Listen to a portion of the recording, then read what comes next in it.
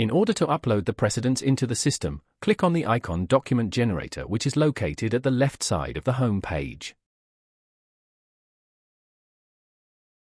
Next, click the icon Add Document in the Documents section. Click the Select File section to choose the relevant precedent from the folder which you had created earlier. Then, choose the relevant group in the list. Click Submit to upload the precedent into the system. Repeat the same process to upload other relevant precedents into the system.